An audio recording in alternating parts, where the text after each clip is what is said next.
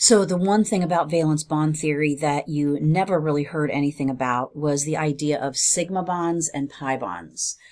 So sigma bonds are those bonds where the electron density is directly in line with the two nuclei. So you have the electrons located right between the two nuclei. Sigma bonds are always the type of bond that get formed whenever you have just a single bond. If you have a single bond, it's a sigma bond. The only time you get pi bonds are if you have double and triple bonds. So here's an example of a sigma bond. It's the ones that we've always seen in the past, representing how we get orbital overlap between two atoms. So you've got the two nuclei here. The electron clouds are getting closer to each other, so the electron density is pretty well right between the two nuclei. That's a sigma bond. Pi bonds are what happens when you have double or triple bonds. So a double bond is one sigma and one pi. A triple bond is one sigma and two pi. So a pi bond results from the overlap of two orbitals, but sideways. So here's where the sigma bond would be between the two nuclei, directly head to head. The the pi bond is kind of sideways. So you don't have as much overlap, which means you don't have as strong a bond. The electron density is smaller.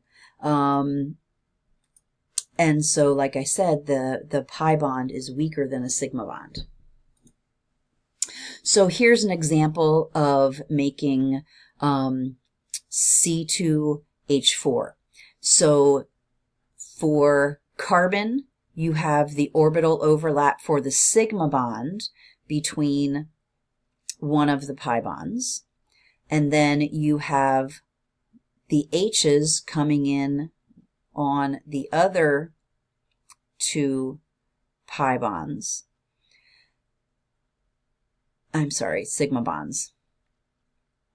So you have H2 here, you have H2 here, but now we need a double bond. So we need a second orbital to overlap the second pair of electrons. And so what's going to happen is you wind up with electron density kind of this way. So you can see that there's a whole lot more space between the two atoms. There's not as much overlap where the electron can be.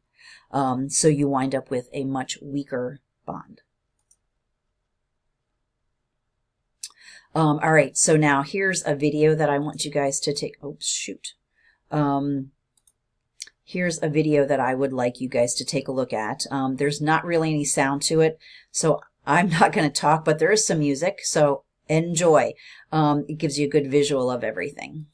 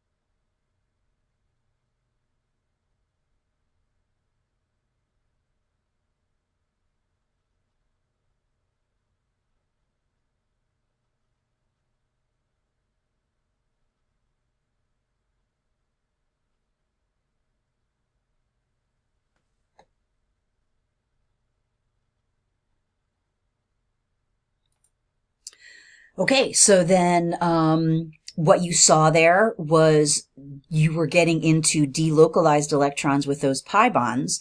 So you can see how those pi bonds lead into resonance, and that's the last slide that we've got to take a look at. So you've got pi bonds for each of the double bonds. So if you remember, this is benzene. We've got 4 carbons in that ring alternating double single bonds. So here's the sigma bonds holding the 6 carbons together, but then the pink represents the 3 pi bonds that have to be created in order to keep those 3 double bonds.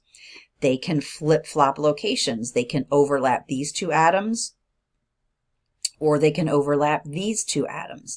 And so what truly winds up happening is you wind up with the pi bonds floating freely amongst the 6 carbon atoms. So the sigma bonds are stationary, but it's the pi electrons that are going to be flexible. So that's how we get resonance, where you have a double bond with a pair of electrons that are able to move between several atoms. All right, so sigma and pi bonds explained there. At this point, you have everything that you need as far as content goes for the unit. So we'll move on and do some other fun activities.